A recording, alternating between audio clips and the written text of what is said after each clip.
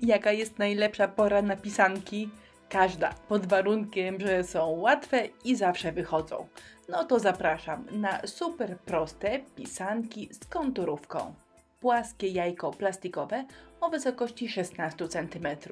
Te jajka z boku mają takie niezbyt fajne szwy, więc najlepiej je po prostu zeskrobać nożykiem. Potem przemalowuję 2 razy na biało, no i można zaczynać. Co trzeba zrobić, żeby nam praca pięknie wyszła? Należy prawidłowo dobrać wzór. Nie możemy mieć zbyt małych kwiatków, zbyt drobnych elementów, bo będzie je bardzo trudno konturówką objechać. Opcjonalnie, jeżeli macie ochotę, to można boki pocieniować, przemalować na taki kolor, jaki występuje na kwiatkach. Do moich bukietów pasował różowy oraz fioletowy. Troszkę nakręciłam farb, żeby kolor pasował jako tako, a potem gąbeczką, czyli pędzlem gąbkowym objeżdżam boki. Po pierwszym obmalowaniu praca już wygląda całkiem fajnie, ale jeżeli to cieniowanie ma być bardziej subtelne, to trzeba jeszcze wziąć mniejszą gąbkę i brzegi cieniowania delikatnie pośrednim kolorem objechać. Czyli podstawowy kolor dużą gąbką, a mniejsza gąbka to takie troszkę rozmycie brzegów głównego cieniowania. Może w kamerze tego nie widać, ale gdy przykładam oko, uważam, że to cieniowanie wyszło mi tak średnio. Mogło być lepiej, ale się tym nie przejmuję, bo za chwilę poprzyklejam moje bukiety i to na nie wszyscy będą zwracali uwagę. A cieniowanie, nawet jak wyszło nędznie, to naprawdę nikt na nie nie będzie spoglądał. Ono gdzieś tam w tyle jest i robi swoją robotę. A to fioletowe to w ogóle mi wyszło takie 4/10. Za bardzo pomoczyłam gąbkę i ona mi dała taki brzydki marmurkowy efekt. Ale jak powiedziałam, nie przejmuję się tym, niech tak zostanie. Jeżeli zdecydujecie się na pisanki bez cieniowania, to bukiety wystarczy wyrwać. Ale gdy jajko pocieniujecie, to listki i niektóre kwiatki nachodzą na cieniowanie i te elementy trzeba wyciąć.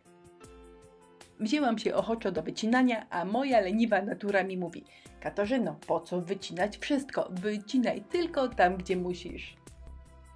Więc moje bukiety to taka hybryda, troszkę wycięte, a troszkę wyrwane. Gotowe, przygotowane bukiety przyklejam do jajek, tak normalnie, klejem do deku. Smaruję powierzchnię, przykładam bukiet, a następnie wszystko klejem zasmarowuję od góry. Suszę, a potem wszystkie jajka z każdej strony dokładnie lakieruję lakierem akrylowym matowym.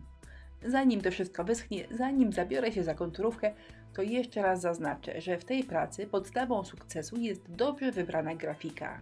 Należy wybrać taki wzór, który jest dla nas gwarancją sukcesu. To muszą być takie kwiaty, takie kształty, którym damy radę, które można obwieść konturówką i dalej będzie widać, co to jest za kwiatek. Bo nawet jeżeli wybierzecie najpiękniejszy, ale zbyt drobny wzór, to na końcu będzie chaos i w ogóle nie będzie widać, co tam na początku było. Konturówka reliefowa i teraz po prostu trzeba delikatnie obwieść wszystkie kwiatki i elementy. To od Was zależy, czy to będą naprawdę wszystkie elementy, czy objedziecie tylko kwiaty, bo może się okazać, że wzór, który wybierzecie, nadaje się do tego, żeby obmalować tylko kwiatki, a resztę można zostawić w spokoju. Na co należy uważać podczas pracy z konturówką? Po pierwsze, żeby końcówka aplikatora zawsze była czysta. Co chwilę gromadzi nam się na końcu kropelka preparatu i czasami daje to efekt brzydkiej plamy, więc co jakiś czas końcówkę należy wyczyścić. Podczas malowania co chwilę odrywamy konturówkę od podłoża i wtedy w ciągu tej nanosekundy gromadzi nam się na końcu odrobinę wyciśniętego preparatu. I znowu zaczynając malować, ta kropelka robi nam taki mały kleks. I ten kleks trzeba tak troszkę wykałaczką albo właśnie końcówką aplikatora troszkę rozprowadzić, żeby nie było widać, że to jest taka brzydka, wypukła kropelka. Jak wspominałam przed chwilą, zależnie od grafiki, jaką wybierzecie, można konturówką objechać tylko kwiaty, a można cały wzór. Łatwo powiedzieć, ale ostatecznie dużo trudniej zrobić. Obmalowanie kwiatka albo listka to przecież nie jest żadne wielkie wow, ale obmalujcie asparagus. To cudo obmalowałam na końcu. Trochę zastanawiałam się, jak to zrobić, ale generalnie trochę pociaprałam i jakoś to w kupie wygląda. No właśnie, niby proste, ale co z taką chmurką zrobić? Ale prawdę mówiąc, w tym zestawie największe wyzwanie stanowiło dla mnie następne jajko. Kwiatki były duże i z nimi żadnego problemu oczywiście nie było, ale oprócz nich mnóstwo małych listeczków. Ale pomyślałam, że jakoś to będzie, bo przecież jeszcze nigdy tak nie było, żeby jakoś nie było, więc to następne jajko też skończyłam. No ale zobaczcie, łatwo nie było.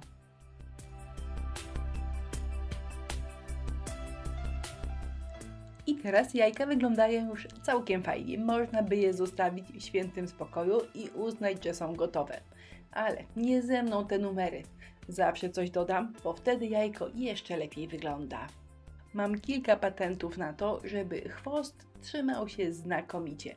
No i tutaj na przykład pokażę Wam, jak wypalam dziurę, a potem do środka wkładam drucik, żeby on się nigdy absolutnie w żadnej sytuacji nie oderwał, bo taki odlatujący chwost to straszny wstyd dla twórcy.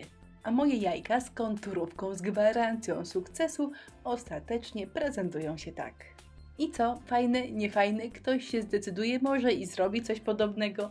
Koniecznie napiszcie w komentarzu. Jeżeli komuś coś się spodobało, to jak zwykle linki do produktów, których używałam w filmie, znajdziecie pod wideo.